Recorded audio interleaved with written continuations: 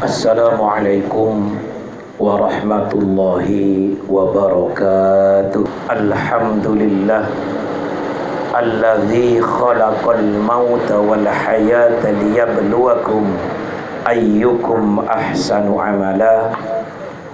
Asyhadu an la ilaha illallah wahdahu la syarikalah wa asyhadu anna Muhammadan abduhu wa rasuluh.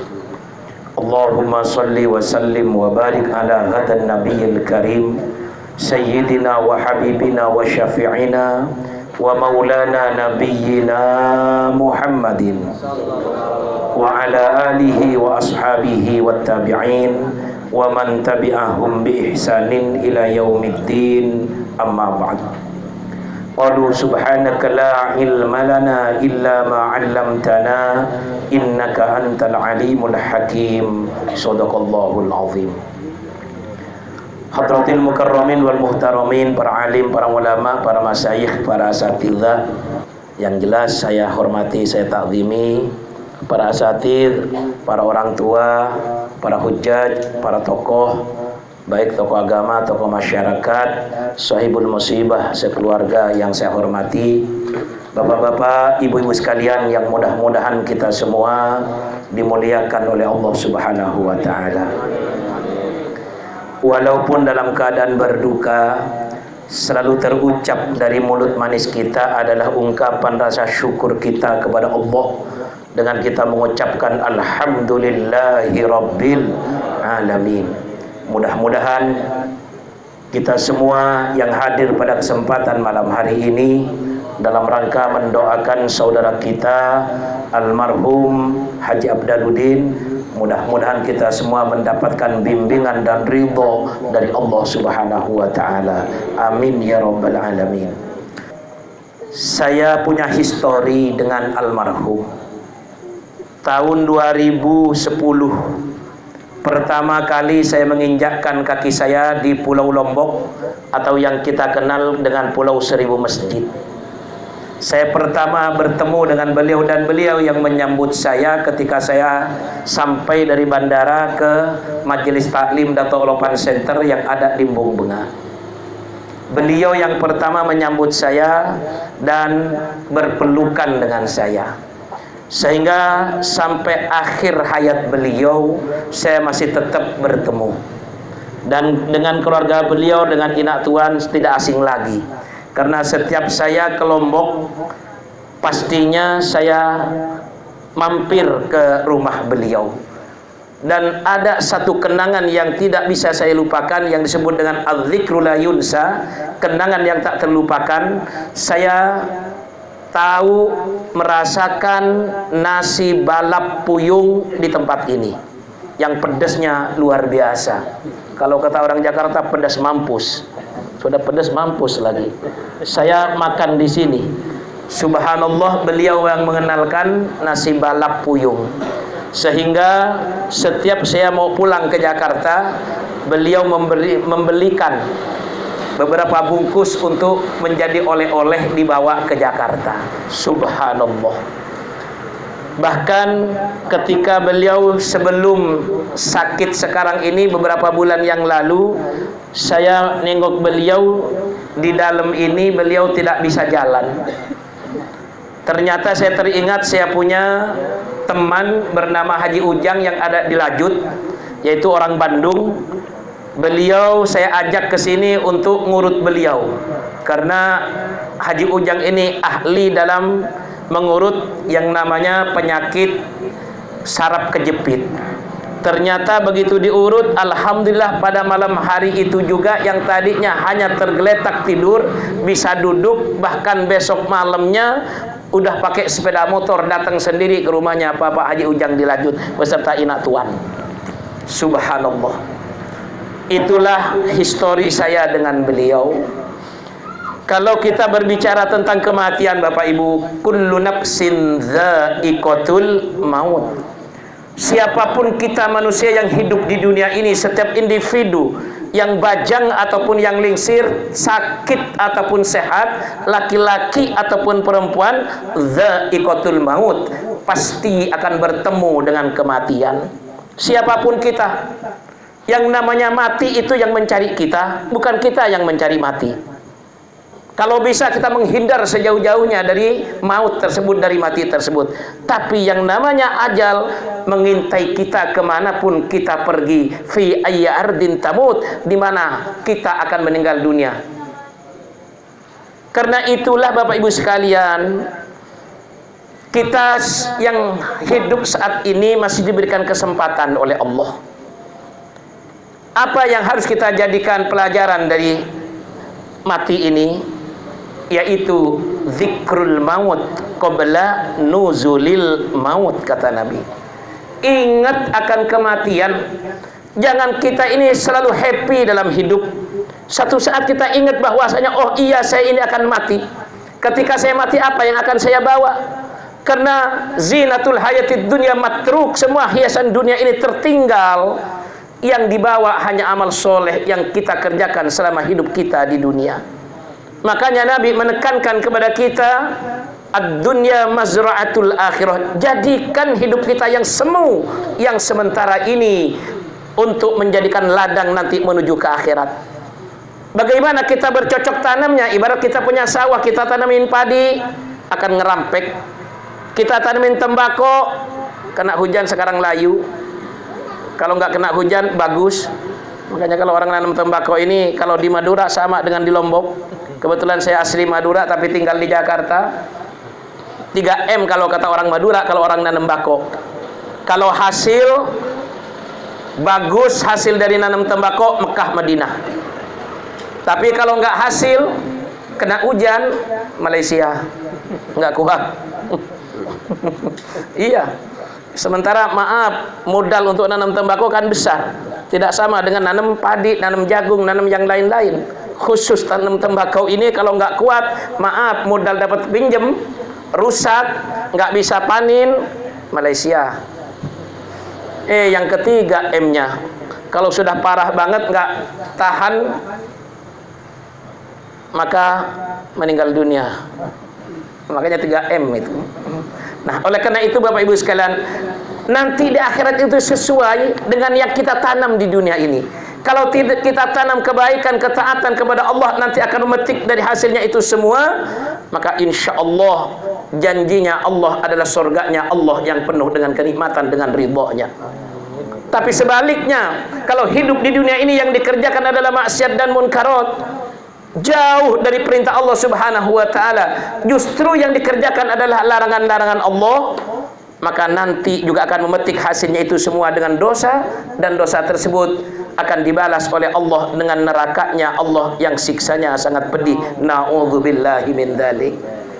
Karena itu Allah Subhanahu wa ta'ala memberikan rangsangan kepada kita umatnya baginda Rasul. Bagaimana tadi kita baca surah Yasin yang disampaikan oleh kanda saya ini, alhamdulillah dengan suara yang begitu merdu.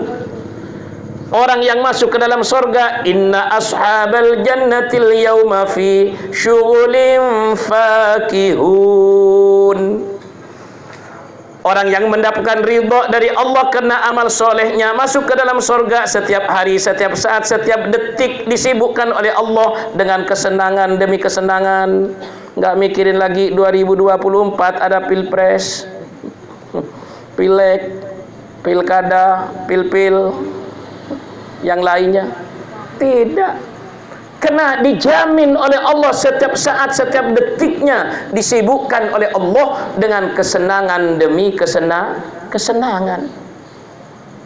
Bahkan hum wa azwajuhum fi dhilalin 'alal araiki muttaqiun. Lemes. Mereka-mereka suami-suami dan istri-istrinya yang berada di dalam surga selalu bersenang-senang di atas tempat-tempat tidur yang disediakan oleh Allah Subhanahu wa ta'ala. Sekarang di dunia Bapak Ibu, kita tidur di atas spring bed dengan harga yang begitu fantastis, nyenyak, enak. Tapi spring bed yang ada di dunia tidak ada bandingannya apa yang disiapkan oleh Allah nanti di dalam surganya Allah Subhanahu wa ta'ala. spring bed yang ada di dunia tidak ada apa-apanya dibandingkan dengan spring bed nanti yang disiapkan oleh Allah Subhanahu wa taala. Karena itulah mereka suami-suami dan istri-istrinya itu selalu bersenang-senang di atas tempat-tempat tidur yang disediakan oleh Allah Subhanahu wa taala. Bahkan Nabi menyampaikan wa zuyyinal jannah bil hur wal kusur. Surga itu dihiasi oleh Allah dengan bidadari-bidadari yang cantik, yang luar biasa. Oh, sekarang kalau ada iklan ya minum, oh transparan kelihatan dadanya, minum adem sari. Iya kan? Tapi hur yang disebut dengan bidadari saking cantiknya, saking glowingnya. Oh, kalau di dunia ini mau glowing harus pakai krim. Tapi di sana yang namanya hur bidadari itu sudah Allah persiapkan yang begitu cantik. Air yang masuk kalau minum ke dalam mulut, ke tenggorokan, ke dalam perut, transparan kelihatan. Saking beningnya itu. Coba kalau kita punya istri, Pak, suruh minum, bari ngaca, butak. Subhanallah. Ini sudah dipersiapkan. Bahkan wal kusur. Di sorga itu Allah persiapkan yang namanya istana-istana yang mewah, yang belum pernah terlihat oleh mata kita, belum pernah terdengar oleh telinga kita, belum pernah terjamah oleh panca indera kita, belum pernah tersentuh oleh kulit kita. Betapa indah dan nikmatnya kehidupan di dalam surganya Allah Subhanahu wa taala. Kita punya rumah yang mewah saja senang, Pak. Bagus, nyaman. Tapi dibandingkan dengan apa yang nanti dipersiapkan oleh Allah di dalam surga, tidak ada apa-apanya yang kita miliki di dunia ini. Maka disitulah bahwasanya dunia ini adalah ladang kita untuk menuju ke akhirat. Tinggal bagaimana kita bercocok tanamnya, tinggal bagaimana kita beramalnya. Saya kenal dengan beliau, almarhum Kanda Haji Abdaluddin. Saya panggil beliau ini adalah, maaf, saya yang ngasih lakop kepada beliau. Karena pernah ngobrol dengan teman-teman tuan guru di Embong Benga di majelis taklim. Kalau mau belajar bahasa Arab mah paling gampang, tinggal tambah alnya saja. Iya kan? Oh, kalau kalender almanak. Kalau tempat menyimpan pakaian almari. Iya kan? Kalau ada yang meninggal cukup dengan Al-Fatihah. Nah, beliau ini karena badannya yang seterek, saya kasih lakop sampai saat ini, sampai meninggalnya beliau ini, saya kasih, kalau tukang pukul itu namanya Al-Gojo. Makanya beliau dipanggil oleh teman-teman yang sering bertemu dengan beliau dengan sebutan Syekh Al-Gojo. Nah, ini yang saking akrabnya dengan saya, Bapak Ibu sekalian. Nah, karena itulah yang tadi saya sampaikan dalam Al-Quran, orang yang masuk ke dalam surga karena mendapatkan ridho dari Allah dengan amal soleh yang dikerjakan selama hidupnya, maka disitulah lahum fiha fakihatu walahum ma yadda'un. Bagi mereka yang berada di dalam surga tersedia buah-buahan, makanan apa saja yang diinginkan, yang belum pernah dimakan di dunia ini, nanti dipersiapkan oleh Allah Subhanahu wa taala. Bahkan yang dilarang pun juga nanti dipersiapkan oleh Allah, karena lahum fiha fakihatu wa lahum ma yadda'un. Memang fakihah yang di situ disebutkan adalah buah-buahan.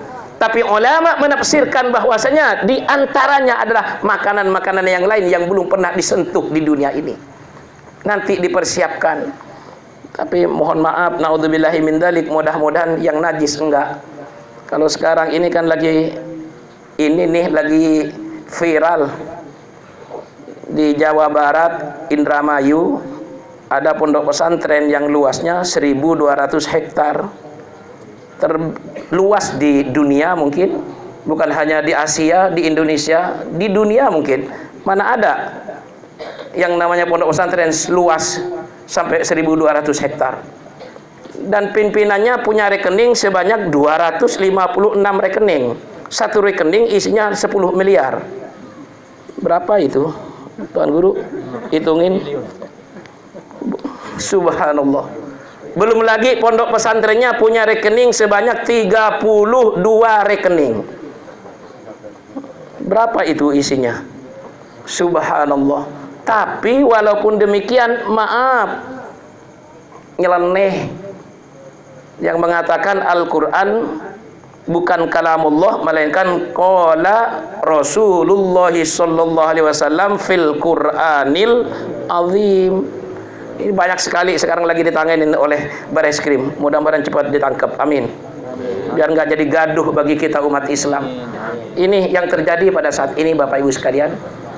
Nah, ini juga berkaitan bahwasanya manusia ini kadang yang Allah ciptakan fi ahsani takwim dalam bentuk yang sangat indah, tidak dipergunakan akal dan pikirannya untuk kebaikan, melainkan untuk memecah belah umat Islam sendiri. Maka disebut al-Islam yufsadu minad dakhiliyah. Islam ini kadang dirusak oleh internal umat Islam sendiri, membungkus dirinya Islam tapi justru yang merusak Islam.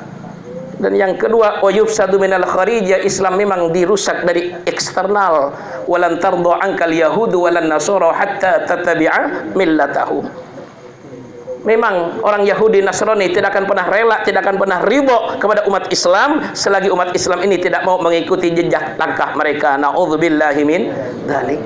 Nah, karena itulah nanti di surga itu, Bapak Ibu sekalian, disiapkan oleh Allah makanan apa saja yang diinginkan. Tidak usah ngeluarin kepeng, sudah dipersiapkan dan dilayani oleh para bidadari-bidadari yang cantik tersebut. Insya Allah setiap manusia laki-laki ini yang masuk ke dalam surga, insya Allah mudah-mudahan ditemenin oleh para bidadari. Amin. Dapat jatah bidadari. Contoh Bapak Ibu, karena Ibu nggak ngerti aja tuh kalau bulan suci Ramadan doa kamilin itu, Allahumma ja'alna bil imani kamilin setelah sholat taraweh menjelang sholat witir.